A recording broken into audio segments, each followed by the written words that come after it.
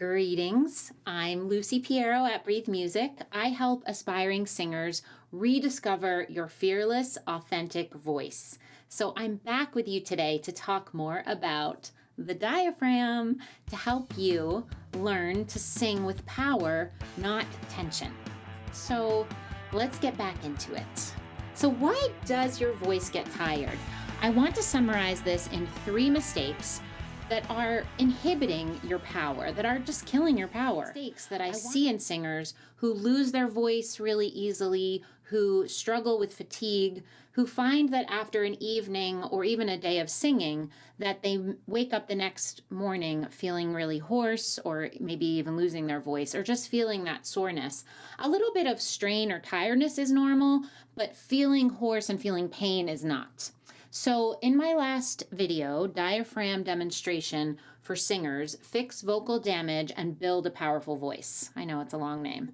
So I demoed the dog pant. I felt compelled to show you how to awaken and notice how the diaphragm moves because some of my singers don't really feel the difference. I can explain the mechanics of the diaphragm breath all day long, but if you don't really feel it, like, who cares, right? So the dog pant gave you this experience, that feeling that the diaphragm moving is actually happening in your body. And then you can start to have that relationship, have that discussion with what's going on.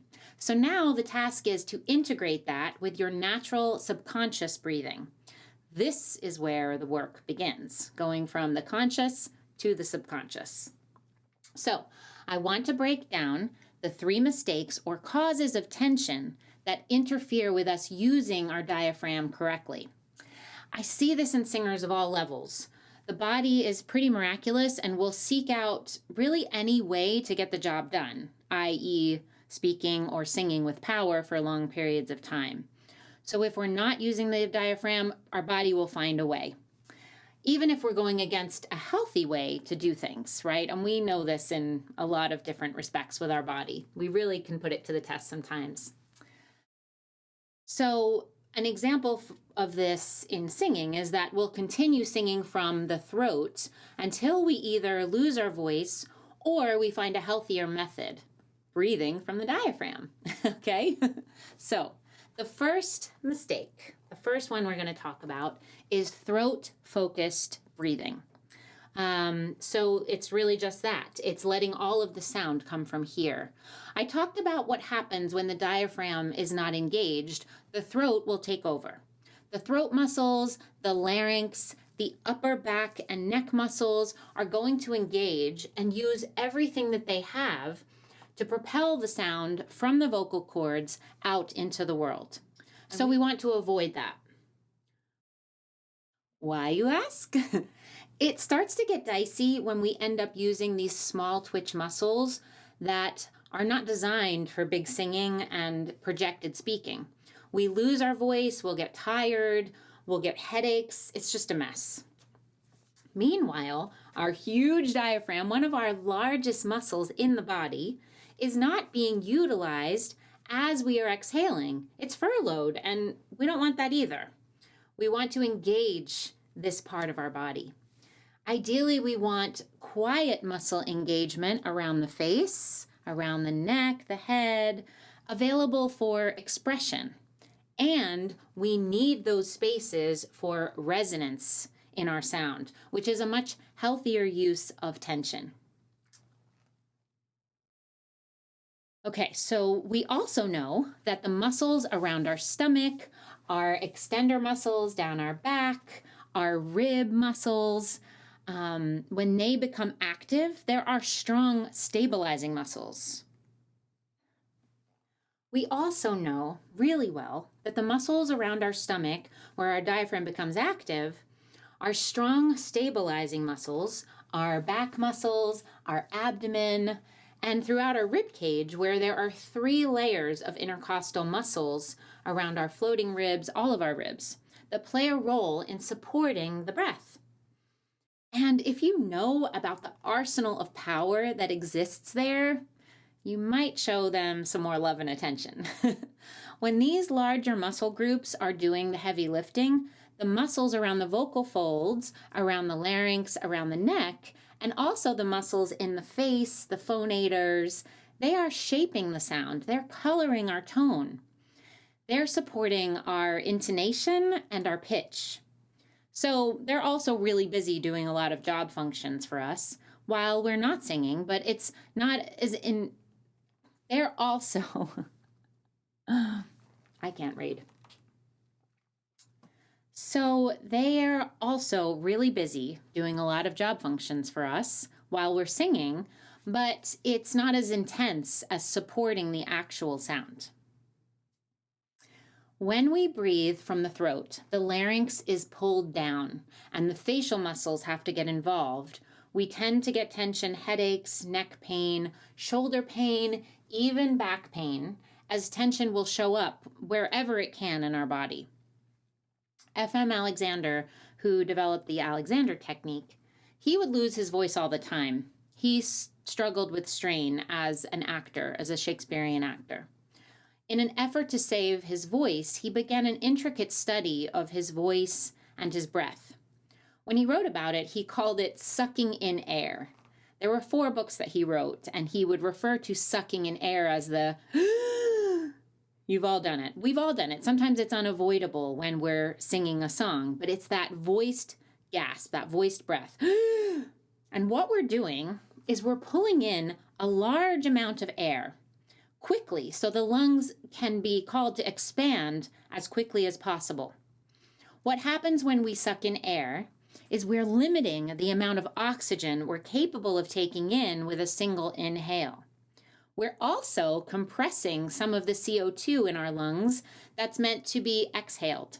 So we're almost using like a smaller lung. We're using it at a smaller capacity to manage our breath. So that can kind of steamroll down, and we tend to breathe with a more shallow breath. When we are engaging the diaphragm, that beautiful silent inhale, then we're able to expel more CO2 so that we begin our next breath with a cleaner, fuller breath.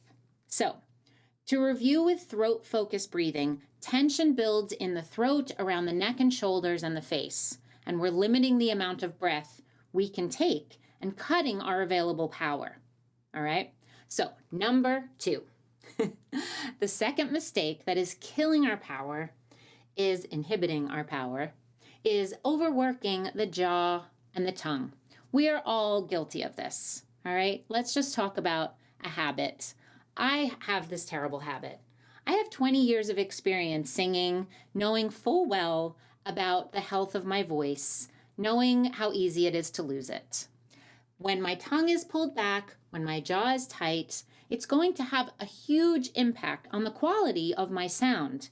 And it will really save my voice if I'm able to manage that jaw tension. I still struggle with it today. I wear a night guard when I sleep to avoid clenching my jaw. I wear a night guard when I sleep to avoid clenching my jaw, mostly because I keep my husband up at night grinding my teeth. But that has really impacted the quality of the tightness of my TMJ by sleeping with that night guard. I've worked with hundreds of students who all struggle with some level of TMJ. Our bodies have been relying on a long time habit of clenching and holding our jaw. It's a subconscious habit, so it's not easily undone, despite the pain it is causing us. Yes, we can unclench our jaw, we can tell ourselves not to do it, but it will take a period of time for that to become a subconscious habit. So the problem is when we smile a lot, when we're talking a lot, when we don't have a lot of rest or a practice to release the jaw, it gets overworked. Our jaw joint is called the temporal mandibular joint. It's right in front of the earlobe. It's similar to a ball and socket joint, like our shoulder, like our hip. It does have some circular functionality for moving our jaw back and forth and then around to open. So the jaw will rotate slightly to come down and open to eat, talk, do all the things. There's small twitch muscle fibers, again, small twitch muscles that support it. They all get very tight. When our tongue is pulled back in the back of the throat and we're tightening the jaw, it's creating less space in the throat. Just think about it like plumbing. There's less space there. So then the larynx gets pulled up, everything gets pulled in tighter. So you're starting from a smaller space when you're trying to sing or make sound. Plus the fact that tension will pull our sound back. When we need the sound to move forward, we need the sound to be placed forward in the mouth, closer to the chin, to the lips in the front, to focus the sound moving forward, to get it out of the throat. So that pulling back, that engagement of the temporomandibular joint, constantly pulling in and up, is creating these tension headaches, right? We're going to get that like headband headache effect. I even get like teeth pain sometimes from clenching and holding my jaw. It's almost like if you were walking around with a fist all day long. Like that's what our bodies do. That's where we can hold the tension. So we need to train the body to let go of that tension, to release the tongue forward and down.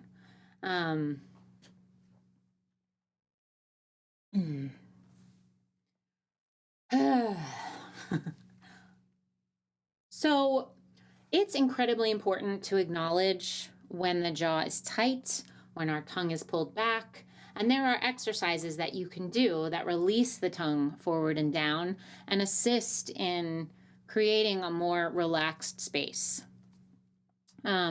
We want the tongue forward and down behind the back of the bottom teeth, laying flat, as much as possible, to just give the throat some space and to release some of that tension that we hold. And water. So the more that we become aware of this tension, the more we can inhibit pulling up and in and allow for our bodies to release the tongue, to release the jaw, so there is more space in the back of the throat. I'm laughing because I say this 1,000 times to all of my students, like opening up, letting the tongue come forward, like just let it all hang out. So the biggest benefit of releasing that jaw and tongue is that we create space for a more resonant sound, okay? We also need the sound to resonate. We want the sound to fill the space that we're singing in. We don't want the sound to be small and back. Sometimes we do, but we need to learn how to let it fill up the space. When we're engaging the diaphragm as we're singing, we're able to create that resonant sound. A bigger sound, more volume, more power. It's once we have that type of control for a really powerful voice, we can also use that level of control for a soft voice. So we still have the option. It's just so important to have that ability to access that power in your toolkit, okay? We're also going to avoid pain, headaches, tension. We'll be able to learn how to stop overworking the jaw and the tongue. So utilizing the diaphragm, being aware of that release, they'll start to work like hand in hand. Number 3, okay? The biggest tension patterns that I see in my singers is collapsing posture. This is similar to what I was talking about with the jaw and the tongue. When everything is pulled in or down, our musculature, our nervous system has to work really hard to guard our bodies. This is really typical. Like this happens to all of us. We guard, we protect ourselves from further injury, from pain, from struggle. It takes work to undo all of that. This creates 2 major problems. So number 1, we're using more attention and stress in our body that's required of us. Number 2, it's preventing our body from being open and resonant. We want to be a resonant chamber. We want from our pelvis to the top of our head, we want that to be our speaker. And when it's pulled down and it's tight, we're preventing sound from moving through. When our torso is open, when our ribs are free to move, when our breath is free to move, when our diaphragm can then be free to move under all of that stuff, right? When our head, neck, and shoulders are free to move, then we have more power when we sing. So we'll be enlivening that power. Not only does that change the way we express our voice, but it changes the quality of our sound. It changes the endurance that we have. Imagine that you're walking around all day carrying a 20-pound cowbell or like a 20-pound dumbbell, even a 40-pound dumbbell. Imagine what you're carrying around all day. Imagine how tired you would feel when you put that bar down. It's the same concept. When we're tightening our body, when we're guarding our posture, when we're holding our neck forward, when we are straining our lower back, probably some pain in between the shoulders, in the jaw, in the tongue, in the face, those headaches I talked about. So like those top spots, we're going to feel that tension because we're pulling down. What I mean by pulling down is basically making ourselves shorter than we should be. We're contorting our spine. Our spine is supposed to have this beautiful S-curve shape, like you see in the anatomy books. But if you're a veteran, if you're a dancer, if you're a yogi, if you're a gymnast, even if you train a lot in the gym, if that's what you did in your formative years of those activities, more than likely your spine is super tight because it's always been forced to be straight and strong and held. This type of holding invites tension. It prevents our body from moving freely. Tension is not necessarily a bad thing. We need to have tension to hold ourselves up and fight gravity and move. I'm talking about overuse of tension that's pulling us and holding us down and preventing movement. It's constricting our movement. When our body can move freely, our diaphragm can move down when we take a breath in and can move up gently when we exhale, creating sound. When we're able to release some of this tension, when we're able to give our body this new direction of utilizing and trusting the use of that diaphragm, we can begin to speak and sing from our diaphragm instead of our throat. We will have a lasting voice. We will feel better as we're singing. We will feel especially better after we're singing because we're going to avoid vocal damage. We will avoid headaches. We will avoid pain. And you might be surprised at some of the other benefits that you're going to find from this new practice that we're going to use when you're singing and speaking. So thank you for listening to my rant. Let me know if you have questions. Please challenge anything that I'm talking about as it opens for more conversation and learning. Just excited to unravel this more with you. I'm going to make another video and show you some simple demos for some basic exercises and warm-ups that will help you build this kinesthetic experience that will help you sing from your diaphragm without tension. Love you all.